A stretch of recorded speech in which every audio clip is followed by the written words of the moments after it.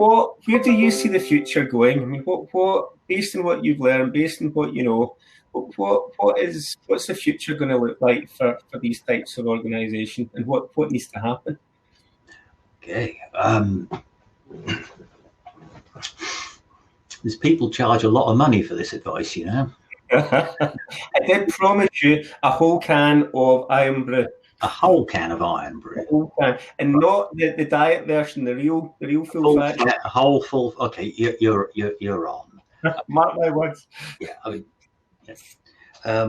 I think the industry is going to have to wake up to the fact that it's made a big mistake probably 15 years ago when it didn't recognize it had this aging workforce problem looming. Because when I was with Energy and Utility Skills, people kept saying, you know, we need more chartered engineers. Okay, that's a problem because you need to have a first degree and 10 years experience. You should have asked me this 13 years ago. It's a problem. Okay, you can't fix that one now. That horse has gone well and truly. So it's a matter of finding ways of working around the skill sets that are available to you. So it will be things like bringing the people you have got forward at a faster rate. And my old organisation, Anglian, are having great success doing this, as are Severn Trent. There's worked examples where they're giving people opportunities that they would normally have got in their 40s while they're in their 20s, and by and large they're rising to the challenge. So you'll be trusting the younger people. Finding ways of reducing the headcount, of reducing the need for headcount. Can we automate? Can we do things better? Can we, a very simple example, in water treatment, there's hours and hours of technician time spent checking chlorine and pH sensors. I'm currently working on a project with some people from Warwick University on replacing these with solid state sensors that don't need that maintenance, and do some clever stuff as well. It takes away the need to use talented technicians on basic checks. Yeah, there's that kind of thing. There's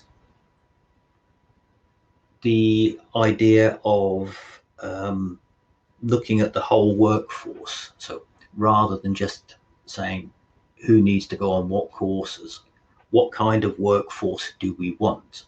We want a flexible one with lots of different learnings, lots of different skill sets. So they have a wide skills base with one or two specialities on top. Whereas the move over the last 10 years has been, you know, you are a civil engineer, you do civil, you know, we call you in when we want some concrete, and when it's set, as it's setting, we wave you goodbye. Okay, that's great until something like COVID-19 comes along, and suddenly the world is completely different, and you need multi-talented people. So part of my advice to any big organization is find ways that work for you of giving people as much experience outside their core role as possible. So things like, you know, interdepartmental projects. Don't just try and solve your bit of it in isolation. Run interdepartmental projects. Run things like Rising Stars schemes. Notice a rising star does not have to be less than 25 years old. There's some really good people in mid-careers who are just maybe looking around thinking, I wouldn't mind having a go at something else, and have a huge amount of life experience they can bring to new areas if you give them the chance.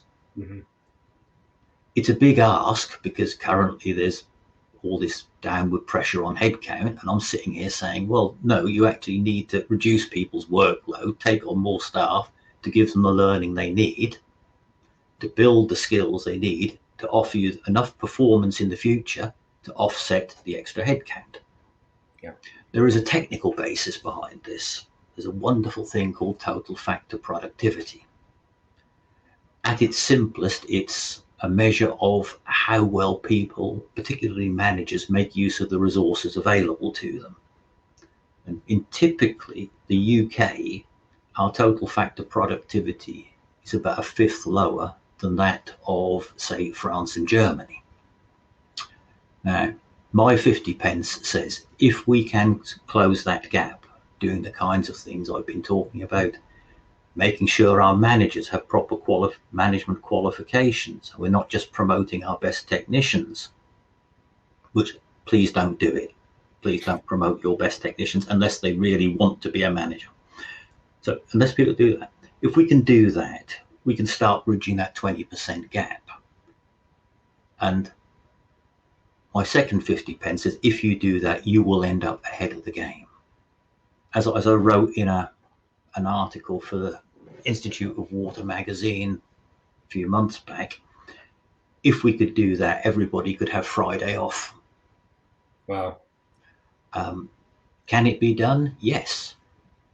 I know it can be, because over the last 5 years, I've been doing interim management jobs.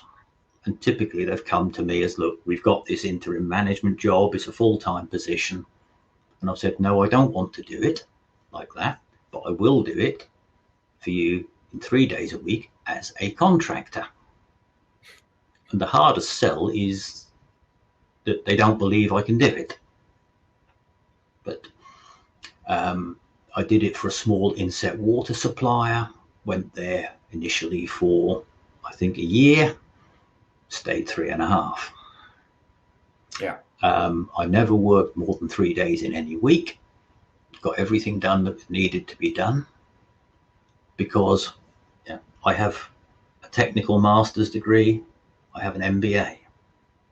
I have that level of learning in both sides of the equation, and it enables me to get a lot of stuff done, because not only do I know it, I learned how to apply it.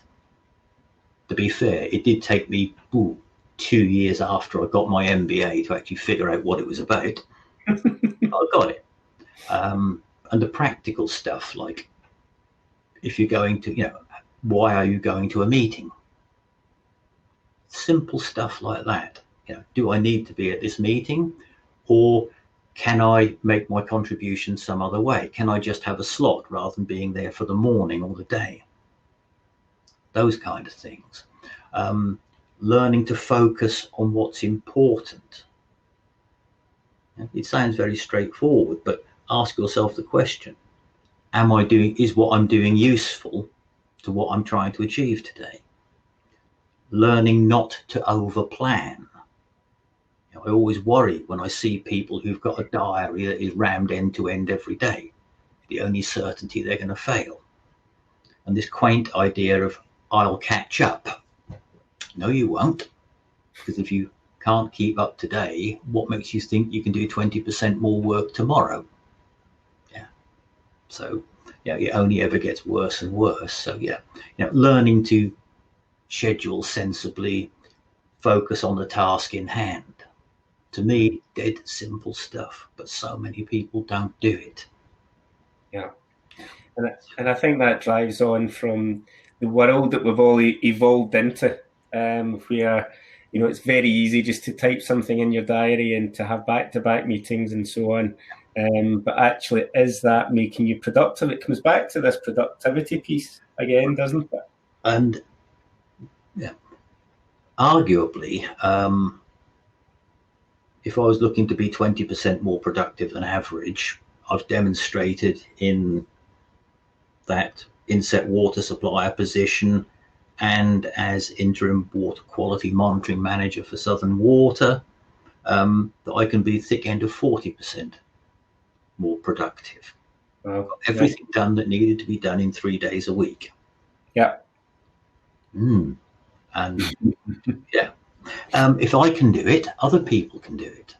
But to be fair, I've been doing it for 40 years. If I'm not at the top of my game now, I'm probably never going to be. But imagine your middle managers are on the same path. They are 20% more productive. All their team members are 10% more productive because they have better managers and supervisors. So building a really high quality management setup will pay you back many times over, and it will keep paying you back. What we learned at IWNL, the little inset water supplier, was by upskilling the supervisors and team leaders, the people under them, when they were promoted, had the same ethic. And when they went on to become managers, they took that productivity ethic with them up the line. And essentially, it was then quite normal.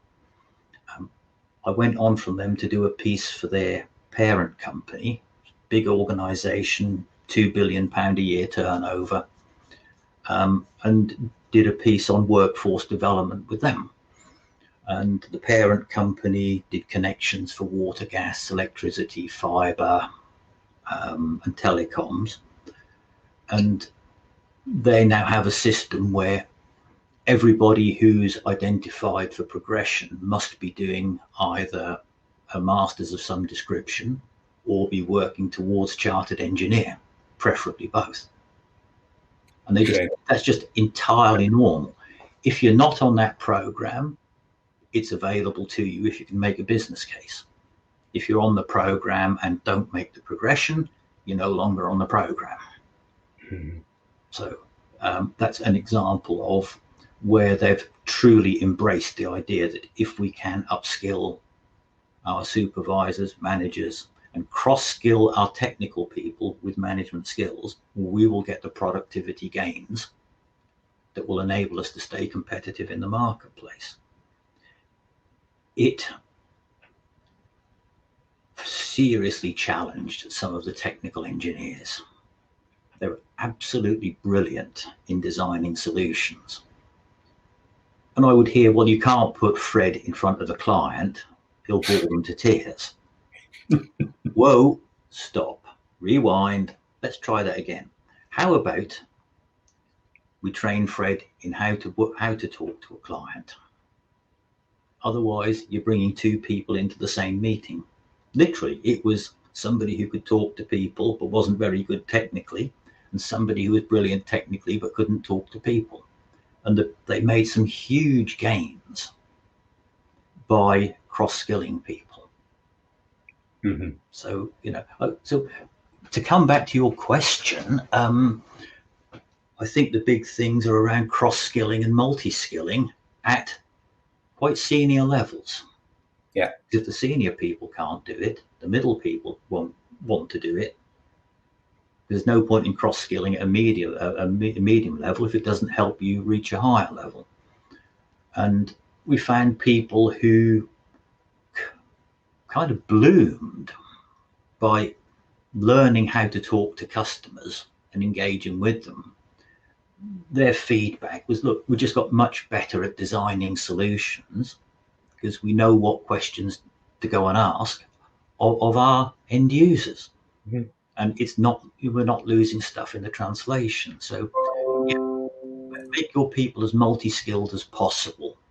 Mm-hmm. And evolve that multi-skilling, give people responsibility at the lowest possible level you can in the organization.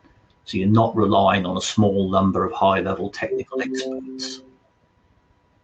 Yeah, I mean, that last point was really important for this, for IWNL's parent company called Brookfield, that they had probably one of the world's best gas experts for their gas division, and everybody deferred to his judgment. But of course, he was 65. Oops. And he wanted to leave. And there was talk about dividing his job up into several parts. And I think he eventually agreed to stay on for a bit while suitable candidates could be brought up to a high enough standard to at least give them a fighting chance of replacing him. And they ended up, I think, with 3 or 4 really strong candidates who would all do his job in their way. They wouldn't try and be a drop-in replacement, but they would do it well enough, and they would learn to do it really well, essentially once he'd gone. So, Yeah, and I think no, look, Bob, it's great. I mean, what you're saying here, you say it as someone that has seen it, done it, and Yeah. doing it, that way, and certainly it gives a great insight. And to be fair, the phrase "it's not rocket science" is used far too often, in my view.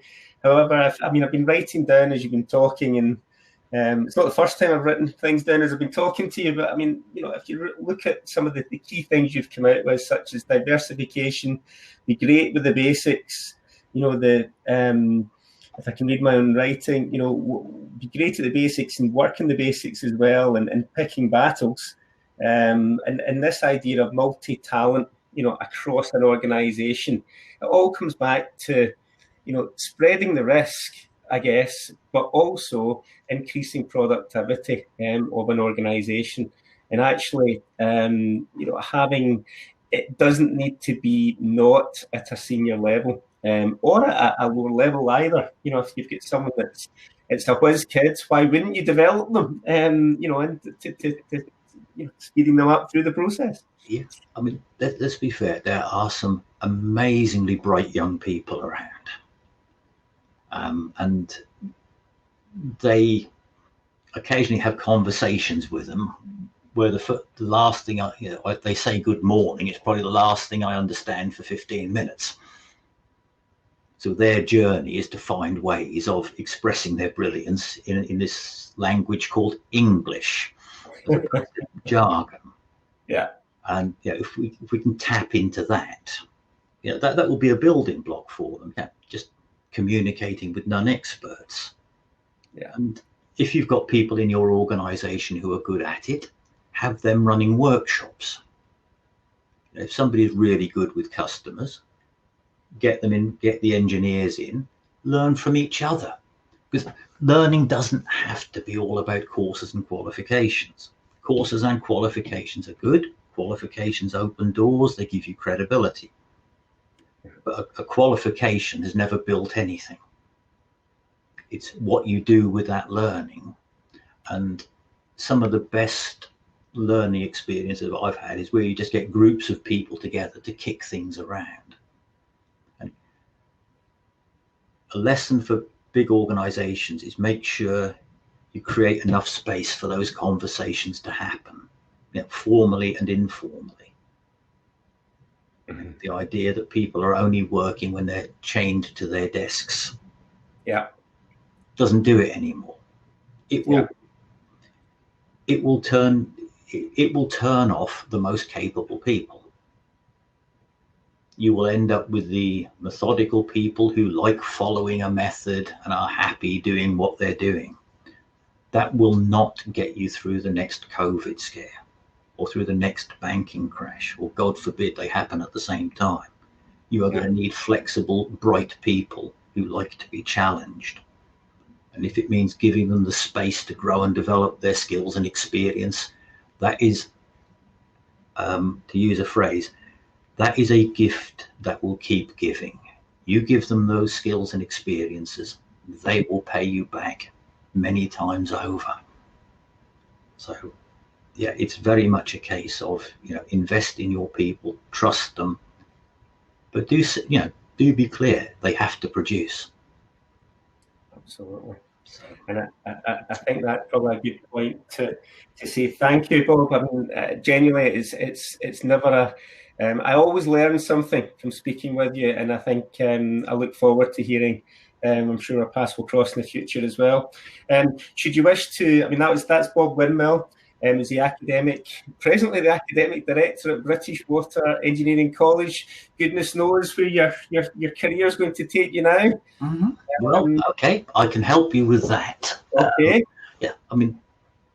The British Water Engineering College thing, absolutely wonderful thing to have, but it's the water industry, and my latest thing is I want to help people wider than that. And what I'm currently doing is setting up a little organization to sit alongside my main consultancy company called Building Great Futures. Okay. It's around the idea of helping organizations and individuals understand what their future could be like, and what are the steps they need to take to give themselves the best possible chance of getting it. Because as we know, there's a lot of careers have been built on being in the right place at the right time.